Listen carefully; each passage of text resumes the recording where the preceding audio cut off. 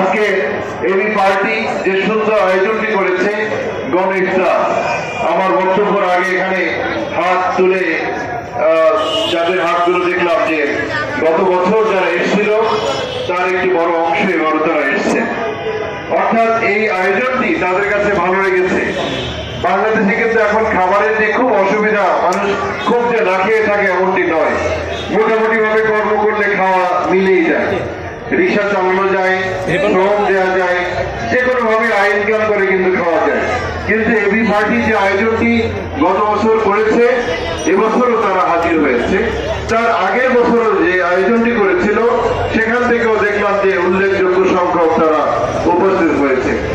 আমি আজকে hotel Sheraton একটি প্রোগ্রাম ছিল ইফতারে, আমি যাই নাই, যখন শুনেছি যে গণ ইফতার আয়োজন এবং এখানে সর্বমহলের লোকজন উপস্থিত থাকবে, আমি এখানে উপস্থিত হওয়ার জন্য আমি সেই প্রোগ্রামটি ক্যান্সেল করেছি। তো যাই হোক, আজকে আমার সামনে যারা রয়েছেন এরাই হচ্ছে প্রকৃত মানুষ, এরাই হচ্ছে আসল মানুষ, যাদের মুখে যদি একটুখানি হাসি ফোটানো যায় তাহলে আল্লাহ রাব্বুল আলামিন এদের হাসিতে আল্লাহ খুশি হয়ে যাবেন, আল্লাহ রাসূল খুশি হয়ে যাবেন, সমস্ত মানুষ খুশি হয়ে যাবেন, সমস্ত মাখলুক খুশি হয়ে যাবেন। কারণ এই অসহায় যে মানুষ, যারা মানুষের কাছে গিয়ে হাত পেতে তারা হাত যখন ফিরে যায় তখন সেটি খুব কষ্টকর। এবি পার্টি আজকে যে আয়োজনটি করেছে গণ ইফতার, এখানে আর্মির মেজর রয়েছেন, কর্নেল রয়েছেন, ব্রিগেডিয়ার রয়েছেন, ডাক্তার রয়েছেন, ইঞ্জিনিয়ার রয়েছেন, শিক্ষক রয়েছেন, সাংবাদিক রয়েছেন, পেশাজীবী সকল ধরনের লোকজন এখানে দেখতে পাচ্ছি। এর পাশাপাশি আমার সামনে যে যাদের ঘাম নির্জিত, যাদের ঘামের বিনিময়ে শ্রম যারা বেচা কিনা করেন, এইসব মানুষও রয়েছে। আমরা দেখি যেখানে হাদিস শরীফে রয়েছে যে যারা শ্রমজীবী তাদের গায়ের ঘাম শুকাবার আগে তাদের ন্যায্য অধিকার দিয়ে দাও, ন্যায্য পাওনা দিয়ে দাও। আমরা দেখি যে অনেক জায়গায় সারা মাস পরিশ্রম করার পর তাদের যে ন্যায্য যে বেতন ভাতা সেগুলো দেওয়া হয় না, বরং অনেক মালিক তারা তাদের শীততাপ নিয়ন্ত্রিত সেই দরজা বন্ধ করে দেয়। তাদের কাছে গিয়ে বলা যায় না যে আমি সারা মাস খেটেছি, আপনার শ্রম দিয়েছি, আপনার কারখানা চালু রেখেছি, আমি এই বিনিময়ে যে আমাকে বেতন দেওয়ার কথা ছিল আপনি বেতন না দিয়ে আমার সেই দরজা শাটার বন্ধ করে দিচ্ছেন, আমি কার কাছে গিয়ে হাত পাতবো। তারা আন্দোলন করে, কিন্তু এই শীততাপ নিয়ন্ত্রিত কক্ষ থেকে তারা বের হন না, খুবই অন্যায়।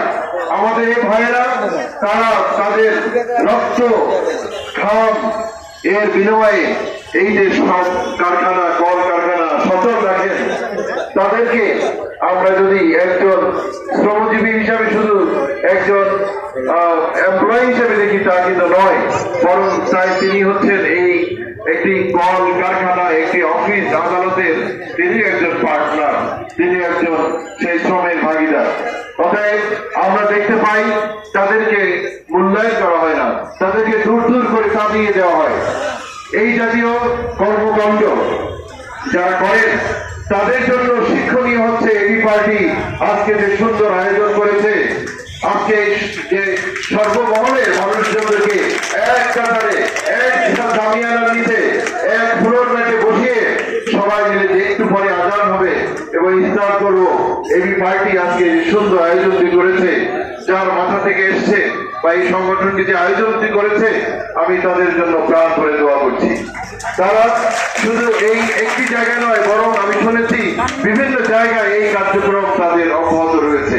আমি চাইব আগামী বছর ইনশাআল্লাহ 64টি জেলায় এবং 460টি যে থানা রয়েছে সেসব থানা লেভেলে এরকম কর্মী বাহিনী গঠন হয়ে যাবে এবং তাদের মাধ্যমে সমস্ত বাংলাদেশে এই কার্যক্রম অব্যাহত থাকবে। আমরা নির্ধারিত কিছু সংগঠন তাদেরকে ইফতার পার্টি করতে দেখি, তো সেই ইফতার পার্টির মাধ্যমে তাদের নির্ধারিত কিছু লোকজনই দাওয়াত পেয়ে থাকে, কিন্তু এই যে গণ ইফতার সর্বমহলের লোকজনদেরকে যে একত্রিত করা